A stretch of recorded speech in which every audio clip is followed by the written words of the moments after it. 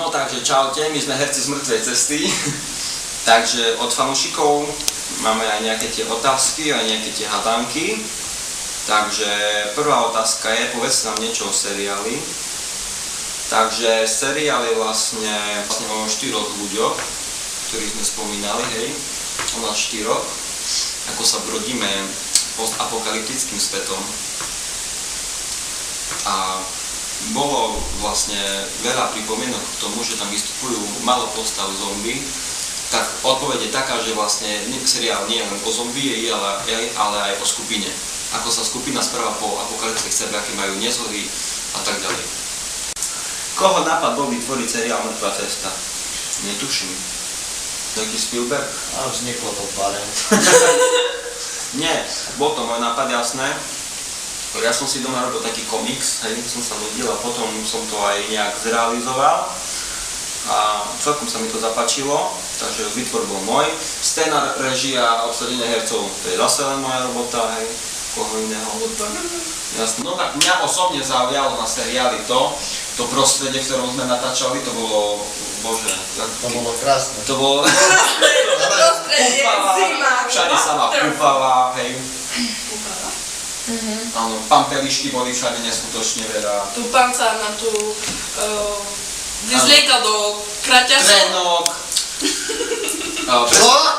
Predstaviteľka Eleny, takže Miša, ona mala asi najlepší, najerotickejší zážitok vo svojom živote, áno. Vlastne.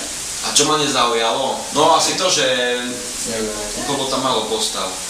A že sme nemali skôr, mali sme... A veľa podchádzalo. No, veľa podchádzalo a mali sme strašne málo, nie že mali sme málo času, ale skoro nikto nechcel sa ku nám pridať.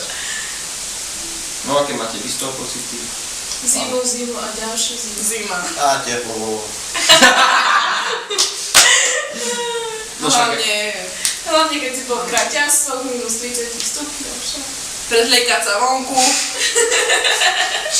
Hotel. Ale nechaj, oni rozprávajú svoje pocty. No a tento, ak sa napríklad sa mi páčila scéna, kde sme boli v hoteli, ne? Jak ten Ujko tam hľadal micinku. Jak prišiel behaj. Micinka, kde si micinku? Micinka. A čo ma najviac zaujalo? Áno, zaujalo ma napríklad to, aj nás naličili Elišku ako zombíka.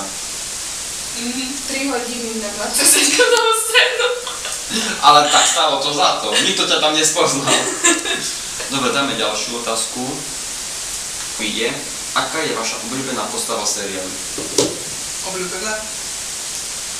Ja som si obľúbil Elenu, lebo apokalyptické prostredie a vyťahané obočie, aké mala, to bolo najdelikátnejšie, čo sa mohlo spraviť.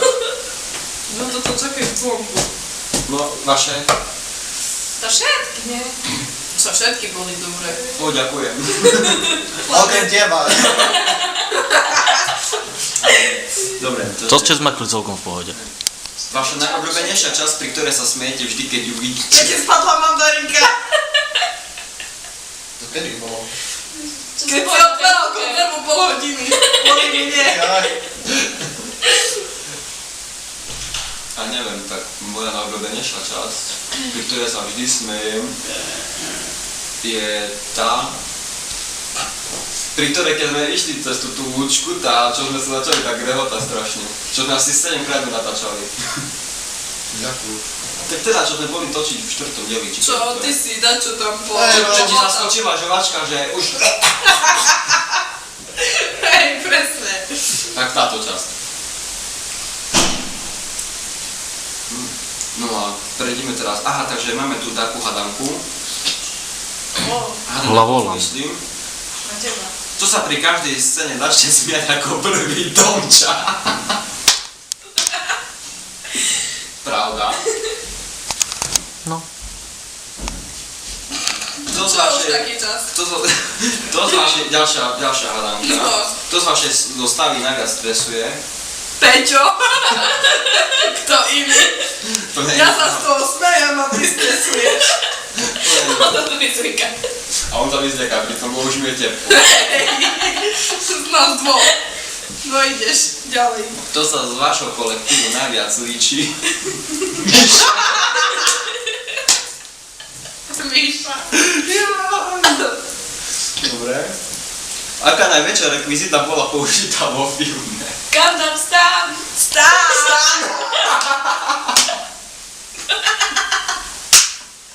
Kojito!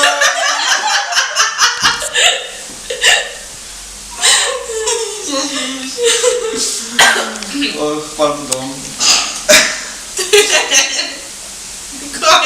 Kto má na sebe kraťasy a tričko v poslednom dieli? Tam utekal.